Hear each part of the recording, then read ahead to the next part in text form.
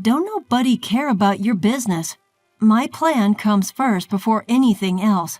My daughter's birthday party's our biggest priority. If you don't get her gifts right away, I'll ruin your daughter's funeral." Deafening yell from my mother-in-law. Regretting picking up the call from my mother-in-law at the funeral, I was shaking with anger. "My name is Amy. I'm a housewife in my mid-40s with a daughter who's in high school.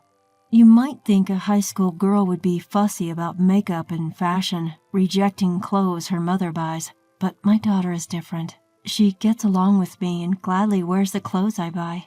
She's a considerate and kind girl, but she's not like most girls her age.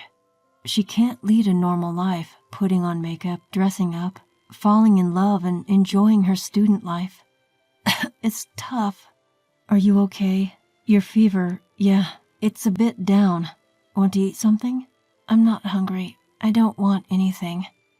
"You shouldn't say that. If you don't eat, you won't have any energy. I'll prepare some soup for you." "Okay." As I worry over my daughter who is bedridden with fever, I continue the household chores.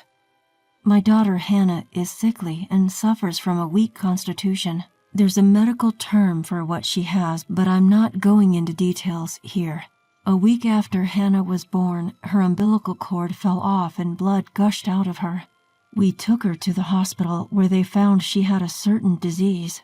Since then, despite numerous treatments, she has never fully recovered and has been living with the disease. Regular hospital visits are a must, and due to the side effects of her medication, her health often deteriorates. During severe periods, she has to be hospitalized. Since becoming a high school student, she's hardly been able to attend school. By any standard, it's unlikely that she'll graduate at this rate. Nevertheless, Hannah goes to school on days she's well. On those days, she tries to be like a normal high school girl, fussing over her hairstyle, which brings a smile to my face. She doesn't wear makeup because it's against the school rules. A diligent and good girl. Even when she's suffering from illness, she strives to live with a cheerful spirit. I am proud to have a daughter like her. My husband is equally smitten with our daughter. If she becomes bedridden, he's quick to say, "I'll take the day off work and look after her." Of course, I have to give him a little push and send him off to work. We need him to keep bringing home the bacon or we'll fall into a financial crisis. When I assure him that I'll take good care of Hannah, he reluctantly heads off to work. That's our everyday life. We're worried about our daughter, but our family is in good spirits and I have a strong bond with my husband as well. I was blessed living a peaceful life. But there was one person who wasn't pleased with our situation. Hannah's running a fever again. It's just pitiful. I wonder who she takes after. Mother-in-law, what brings you here today? What's the matter? Can't a mother visit her son's home? You're such a cold-hearted daughter-in-law, a frail granddaughter and a demon for a daughter-in-law. Lord, if I could only have the post-retirement years that I dreamed of. Yes, the person who's unhappy with our household is my mother-in-law. She frequently visits our home, which is just 3 bus stops away, and constantly spews her classic passive-aggressive remarks. She's enjoyed tormenting me ever since we got married. Now she's also unpleasant towards Hannah. Doesn't she find her own granddaughter adorable? My son never ran a fever this frequently. Amy, isn't this something from your side of the family? Mother-in-law, as I've explained countless times, Hannah's illness isn't hereditary. No, I'm sure your family's genes are playing a role here. I always knew taking you into our family was a bad idea. My mother-in-law seems to be fixated on belittling my family lineage, and her snide remarks never end. Eventually, I've grown accustomed to dealing with her, realizing that arguing is a waste of time. I let out a sigh, grabbed the freshly made soup, and head to Hannah's room. Hey, I'm not finished talking yet. I could hear her yelling from behind, but I just ignored her. Once I entered Hannah's room, her voice became faint. Grandma came over again, didn't she? Right. Same old mother-in-law bashing. No helping it, I guess. Grandma's just... My daughter Hannah lets out a wry smile, but I know she understands. There's no way she can't hear my mother-in-law's loud voice. Yet Hannah never speaks ill of her grandmother. On the contrary, she'll make a guilty face and say, "I'm sorry, Mom, it's because of me." Hannah, it's not your fault at all. She's not at fault in the slightest, yet Hannah apologizes to me. I don't want her to feel this way, so my husband and I always greet her with smiles. We create a cheerful atmosphere, not wanting her to dwell on negative thoughts. But my mother-in-law destroys that atmosphere in an instant. As I hug Hannah tightly, I bite my lip. Her thin body, so unlike a healthy high school girl. Feeling Hannah's warmth, I feel a sense of relief, but also realize that I must start keeping a distance from my mother-in-law. Days occupied with taking care of my frail daughter. On the rare days she goes to school, I worry non-stop. I took back our house keys from my meddling mother-in-law. Days filled with endless quarrels with my ranting mother-in-law. My husband working hard for our beloved family. My laughing daughter, Hannah. Despite everything, they were peaceful days, and I thought they would last forever. I don't know why I believed that. There's no such thing as forever. Everything that begins must also end. On a rainy summer day, Hannah fell ill. Unrelenting heat. The doctor looked grim as he reviewed the test results. I held my trembling daughter, Hannah, in my arms, and then she was admitted to the hospital. Summer vacation had begun, and by the time it ended, Hannah was still in the hospital, still receiving treatment. Those were incredibly difficult and painful days. Hannah looked like she was suffering so much. Even so, I believed she would recover. She would surely get better. More than anything, Hannah herself believed that. But Hannah passed away. "Dad, Mom, I love you." Those were her last words before she embarked on her far-off journey. Looking up at the dreary sky as the autumn rain continued to pour, I was in tears. The tears wouldn't stop. It was raining during the funeral, too. It felt like the sky was crying for me, as I was too busy to even shed tears. The tears I shed on the day Hannah passed away have now dried up. I was that busy. My husband, too, had taken time off of work and was rushing around. I was swamped with contacting relatives and Hannah's school. That's the only way I could cope. I couldn't stand it unless I was busy. The loss I felt from losing Hannah was that immense. Many people came to the funeral in the rain. Even though she didn't go to school much, many of her friends came to pay their respects, and they all cried. There were kids who screamed and cried out in disbelief. Some broke down crying, saying they would love her forever. Watching them, I felt a perverse sense of happiness. Everyone loved Hannah. Knowing that she was a child who was so loved, I couldn't help but feel happy. Many people spoke to me, and they all praised Hannah. My parents hugged me as they cried. I couldn't help but break down in tears. It was then that my phone, which was in the pocket of my black funeral attire, vibrated. I had my phone on me in case someone needed directions to our funeral's location, so I quickly stepped away from my seat and looked at the screen. The caller ID showed that it was my mother-in-law. My father-in-law had already passed away, and although I had contacted my mother-in-law, she hadn't come to the hospital. When Hannah was in her final moments, claiming it was impossible because she was far away, she said she couldn't attend the funeral today either because she had something important to do. But I wondered, would she really say she's coming after all? Even someone like her might want to say goodbye to their grandchild. So I answered the phone, but I instantly regretted it. "Amy, what on earth are you doing?" She yelled at me. "Huh? I'm at Hannah's funeral." "What? Stop joking around and get over here right now." "To your place? That's impossible. What are you talking about?" "Right back at you. I told you I had something important to do today, didn't I? Hurry back and help me out." "Huh? I don't have anything more important than my daughter's funeral." "Don't nobody care about your business? My plan comes first before anything else." What on earth is she talking about?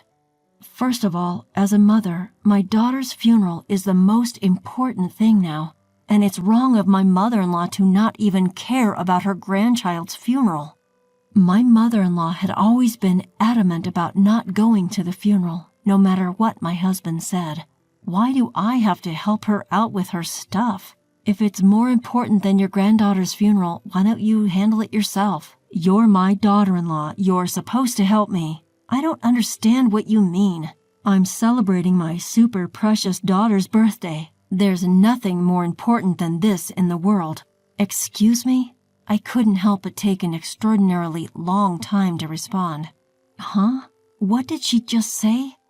Mother-in-law's daughter, that's my sister-in-law, isn't it? My sister-in-law, Sandy. I remember she lives in some incredibly remote part of the world where the only means of communication is through a phone that hardly ever gets reception. Because of this, while we did send an email about today's funeral, we have no idea when she'll read it. So, what's this about Sandy's birthday? Huh? What about Sandy's birthday exactly? Sandy's coming home after such a long time, and coincidentally, it's her birthday too. We have to celebrate it grandly, don't we? Like I care. So I need to thoroughly clean my house and prepare a huge feast, so come over here fast. But as I said, I'm in the middle of a funeral right now. I don't care about that. My daughter is more important than my granddaughter. Also, bring a present with a budget of over $500. Hurry up. If you don't bring any gift right now, I'll ruin your funeral. Click. I hung up on her. I couldn't stand to listen any longer. If I had to hear any more from my mother-in-law, I felt like I'd march over there with a baseball bat. Just how selfish can my mother-in-law be? Your daughter over your granddaughter? I'm not saying they should be compared, but to say your daughter is more important than a funeral. She must be kidding. I told my husband Mike everything that had happened, and we decided to ignore her. Mike tried to contact Sandy, but either she was still in the plane or we just couldn't reach her. Pulling myself together and regaining my composure, I returned to shedding tears at my daughter's funeral. The day after the funeral, Sandy visited our place. She read Mike's email and flew here right away. She apparently thought it would be faster to come home than to try to get in touch while traveling from where she lives, but it took her a great time to get here. In the end, she didn't make it to the funeral, Sandy bowing her head in apology. After paying her respects at the altar, she shared various stories with us. There were stories I had never heard before about my daughter and Sandy, who we hardly ever got a chance to see. Listening to that, I found myself reminiscing about my daughter when she was little, and once again, I started to cry. In the end, my mother-in-law didn't even bother to come to pay her respects. My sister-in-law, Sandy, deeply bowed her head and apologized for this. I'll do something about my mom, she said before leaving, but I wonder what she meant by that. Then, a few days later, the reality that my daughter was gone still hadn't sunk in, and I found myself in her room. I gently stroked her study desk. The room, untouched since her death, was filled with so many memories of her. Just as I felt like I was about to cry again, the doorbell rang unexpectedly. Startled, I quickly wiped away my tears and was speechless as I looked at the monitor. To my surprise, it was my mother-in-law. My mother-in-law, who had angered both my husband and me with her inappropriate remarks on the day of the funeral. She hadn't even come to pay her respects, and even after a few days had passed, she hadn't shown up. What does she want now? I had no intention of opening the door, so I responded via the intercom. What can I do for you, mother-in-law? Oh, Amy, please, help me. Just after I was left puzzled by her unexpected plea for help. I might end up joining my granddaughter if this keeps up. Please, help me, she exclaimed, saying something unthinkable. Wondering what was going on, I reluctantly opened the front door, and my mother-in-law fell in. What's going on? Help me. My daughter. Ah! While I was tilting my head, not understanding what she was trying to say, a figure suddenly came into my view. Well, here you are, Mom. The figure was Sandy. She had a smiling face, but somehow it gave off a silent pressure. Eek, she's here. Huh? What? What? Seeing the pale face of my mother-in-law, who screamed at the sight of Sandy, I was completely stunned. What on earth is happening? Oh, come on, don't say things like, she's here. It's rude. See, Mom, it's your cute daughter, right? No, not cute at all. What in the world is going on? Just until the other day, she was talking about her daughter and her birthday being more important than my daughter's funeral. What happened in just a matter of a few days? While I stood there, bewildered, Sandy handed something to our mother-in-law. Don't worry, the next part is much easier. Here, you just need to put this on your head and go about your life. Saying this, Sandy put it on my mother-in-law's head. She shook it off and hid behind me. I'm not wearing that. Why not? People will think I'm a weirdo if I walk around with that on my head. Wondering what on earth it was, I looked at the object that had fallen to the floor. It was a mask. Not the kind of mask you would see at a fair, but something, I don't know, a mask that you might see worn by a tribe living deep in Africa during some strange ritual. The kind of thing a shaman might like.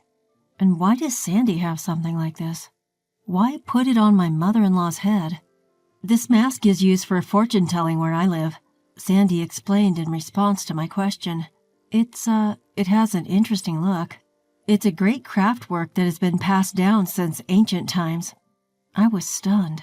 Well, yeah, looks like it.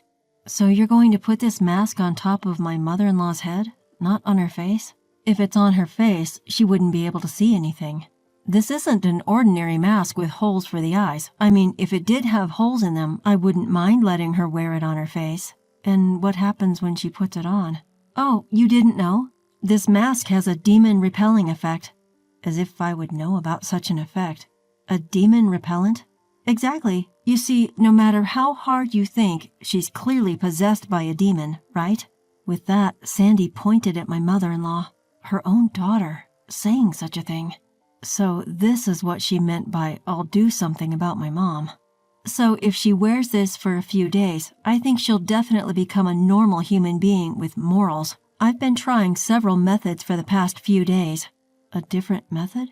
I had her wear a necklace of garlic and run around the neighborhood. Isn't that for vampires, not demons? Or are vampires also demons? I'm not quite sure, but oh well. But what's with the running? Is that why my mother-in-law has been looking so worn out? That must have smelled terrible. Garlic isn't that bad unless you cut it open, you know. That's not really the point, but that's beside the point. The issue is that she wore that and spent a few days, that she was running. I really wish I could have seen that scene. Do you want to see the pictures? Oh, yes, please. Sandy has pictures. What a pro. You guys, what are you so happy about? Show a little more sympathy for me. My mother-in-law started to complain as Sandy and I were laughing and looking at the pictures. I almost forgot she was here. Why do we have to show sympathy for you? Sandy looked up from her phone and glared at my mother-in-law. Why? Because you're my daughter. If you want sympathy from your daughter, why don't you become a person deserving of sympathy? Do you think there's anyone else as sincere as I am? Where's the good in someone who dismisses their grandchild's funeral as whatever? Sandy exclaimed, her mouth wide open in anger. When I rushed home and came back for my niece's funeral, I find you here just lounging at home. And when I asked if the funeral was over, you boldly said you didn't go. I thought maybe you were sick, but you were just doing push-ups to show how fit you were. Push-ups? She wouldn't even go light an incense at the wake. I don't care about my birthday. Screw that. What are you talking about? It's a parent's duty to celebrate their child's birthday. I've never heard of a grandmother prioritizing her daughter's birthday over her grandchild's funeral. Their shouting match was getting so intense that Sandy and my mother-in-law were both panting heavily. That's why I'm saying we need to cleanse this rotten character of yours that's like you've been possessed by a demon and start over. Sandy cried out at the end, tears suddenly rolling down her cheeks. It's pitiful that Hannah had a grandmother like you. Her words stuck in my throat. Sandy loved my daughter too. Even if the time they spent together was short, There was no doubt that Sandy loved my daughter. Holding back the tears that threatened to spill, I stared hard at my mother-in-law. She faltered for a moment under my gaze. Mother-in-law, what is it? You didn't do anything for my daughter when she was alive, did you? And I'm not talking about giving her stuff. You didn't even care about her, did you? So what if I didn't? There's no way I could have doted on such a frail child just because she's my granddaughter. But my daughter, she adored you. Huh? At my unexpected words, my mother-in-law was at a loss for words. I told her to wait a moment and went back into the house. From my daughter's room, I took that and returned to my mother-in-law, who was still at the entrance. Then I handed her a letter. What's this? It's a letter from my daughter to you. Eh? My mother-in-law looked back and forth in surprise between me and the letter. In my hand was a letter, certainly addressed to Grandma, in my daughter's handwriting. My mother-in-law tentatively opened it and checked the content. As she read on, her eyes widened, and before we knew it, tears were welling up. No, I didn't do anything for Hannah. I was never kind to her or showed her love. Crying out, my mother-in-law collapsed to the ground on her knees. Picking up the letter that fell from her hand, my sister-in-law also read it. Sorry for not being a healthy granddaughter. I'll try to be stronger, so don't hate me. I love you, Grandma. Hannah, even though she was such an unloving old woman, Hannah was a kind child. Yes, she truly was. At my murmuring, my sister-in-law nodded, tears streaming down her face. Tears wouldn't stop from my eyes either. And then, I'm sorry for being such a terrible grandmother. I'm sorry. Forgive me, Hannah. My mother-in-law was crying her heart out, bowing deep on the ground. The three of us kept crying for a long time. After that, my husband, who came home to see us crying, was taken aback. My sister-in-law explained briefly and then took my mother-in-law home. Despite her shaky steps, my mother-in-law tightly clutched on to the letter from Hannah. A few days later, my mother-in-law said she wanted to pay her respects at Hannah's memorial portrait, but I firmly declined. However, I told her it would be fine for her to visit the grave after the burial service was over, which is planned once the mourning period concludes. My mother-in-law said quietly over the phone, I'm sorry. No matter how much she reflects and regrets, I can't forgive her cold attitude towards Hannah while she was here, and certainly not what happened on the day of the funeral. I plan to continue being almost entirely estranged from her, and I guess my mother-in-law has sensed that. The pushy and sly old woman that my mother-in-law was is nowhere to be seen anymore. My sister-in-law went back overseas where she currently lives, and my husband keeps contact with my mother-in-law to a bare minimum. My mother-in-law, now leading a lonely life in her old age, has developed dementia. Luckily, we quickly found a retirement home and now she lives there. Of course, I don't visit her, and my husband only goes when it's necessary.